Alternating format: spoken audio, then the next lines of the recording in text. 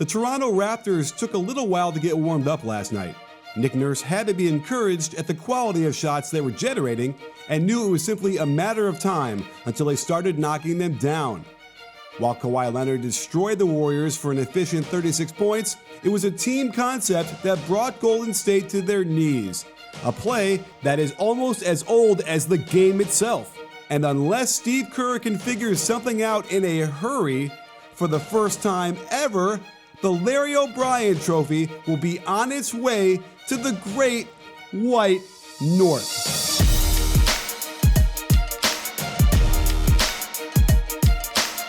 It's important to pay attention to the way the Warriors were defending the ball screens in order to see why the Raptors got so many easy looks.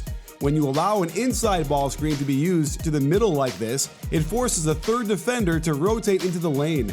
Here, Klay Thompson stops following Danny Green in order to step up and stop the ball.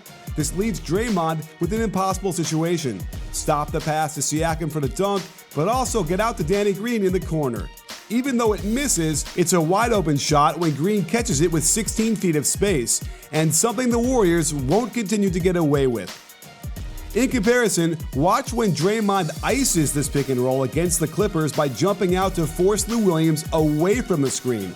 This action is now contained by only 2 players, and Cousins can contest this into a miss. Cousins hasn't been effective in the pick and roll all series long, and when the Warriors drop and chase, Boogie is in good position to keep the ball in front and not let Gasol get behind him, but he doesn't get his arm up to contest until way late, and it's an easy floater for Lowry. The Warriors didn't switch the pick and roll very often, but they do it well on this possession as Cook gets underneath Ibaka quickly and Cousins contains VanVleet. They even scram Cook out of there so a bigger Livingston can guard Ibaka. Great effort by Cook to force Green to put the ball on the floor, and even better to get into the airspace to the side of his head. However, that initial switch still caused a mismatch down low. Unclear why Livingston let Ibaka have inside position, but it goes right to him for an easy putback.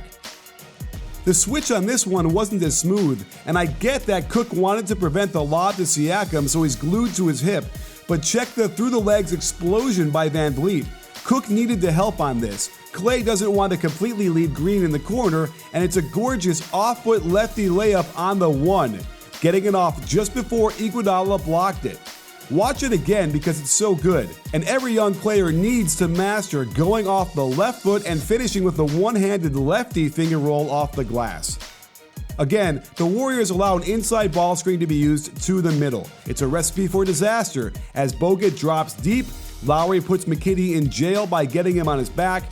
Not sure what kind of dance Bogut is doing while moving backwards, but it wasn't very effective as he's late getting over, and there was jostling by both players on this. I would have not called anything here, but you can see there's enough contact to warrant the whistle. Here is Spain pick and roll, a real weapon for the Raptors, and it's a normal high pick and roll but with Kawhi coming in to set another back screen on the ball screener's man. The proper way to guard this is to switch everything. Kawhi's man picks up Gasol, Gasol's man picks up Lowry, and Lowry's man should switch onto Kawhi. That happens, but it's late. Kawhi gets a good look, but let's go back and check what happened in the beginning and why the Raptors' offense works so well. While most teams might just go right into Spain from the top, the Raptors run Lowry off a pin down from Ibaka, forcing a switch. Klay now has to guard Ibaka. When they finally get that shot from Kawhi out top, Klay had lost Ibaka for a second and then gets knocked out of the way. The ball ends up right in Ibaka's hands for the easy putback.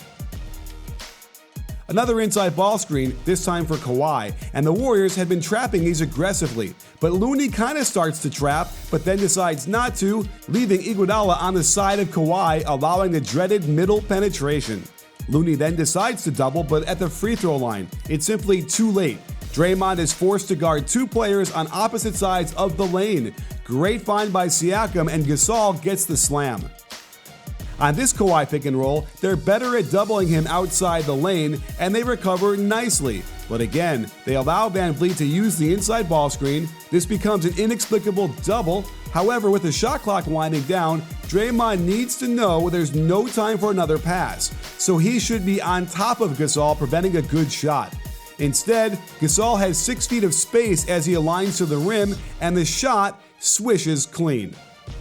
As we sit here on the brink of possibly having a new NBA champion, the fact that Game 5 is in Toronto is a huge factor in favoring the Raptors. And there is no question you're going to want to be there for the fireworks. And the best way to get tickets to that game or any other sporting event, concert, or the theater is with SeatGeek. Not only do they search across the entire web, they grade the price to let you know if you're getting a good deal, deliver the tickets right to your phone, and each purchase is fully guaranteed, just like an open Fred VanVleet three-point shot. Best of all, save $20 off your first purchase by using my code BBall. When you think of breakdowns, think of Coach Nick. And when you think of tickets, think SeatGeek. On this ball screen towards the wing, they drop and chase. Good quick roll by Ibaka leaves Cook trailing by 2 steps. Curry should have rotated over to deflect or even steal this pass.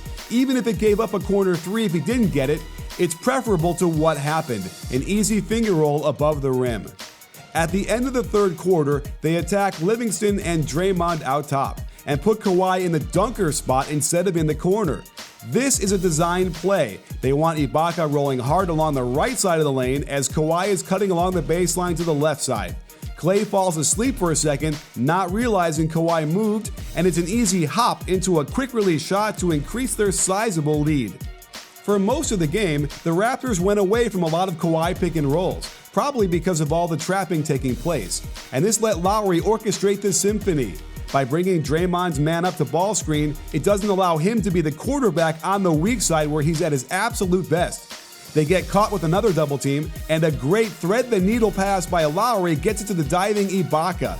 Iguodala should have been rotating from the weak side. Instead, it's the much smaller Curry who runs at him and touches him for an and one just to add insult to injury. Just like the possession we saw with Ibaka screening and Kawhi in the dunker spot, Leonard starts in that position, but instead of cutting across the lane, he spaces back out to the weak side corner. Iguodala must rotate to stop the ball. Curry must split the difference between the corner and the wing and then wait till the pass is thrown and follow the ball. Instead, he gets faked out by the unconventional looping motion Lowry makes with his pass, and it finds Kawhi wide open in the corner to put the first nail in the coffin. There was still plenty of time for the Warriors to come back, but only if they got multiple stops in a row.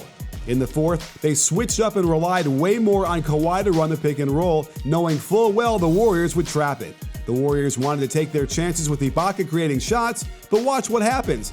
Oftentimes, you'd see Draymond rotate up to stop the ball and Iguodala sink and fill, leaving Lowry open on the wing. This time, Iguodala jumps in there to stop Ibaka, who smartly finds Lowry on that wing. Iguodala then must get down to Siakam before it's a dunk. Check what Lowry does. He pass fakes down there to really lure Iggy out of the way, then goes right back to Ibaka for the easy dunk. Now, let's look at Looney's path out of the double team.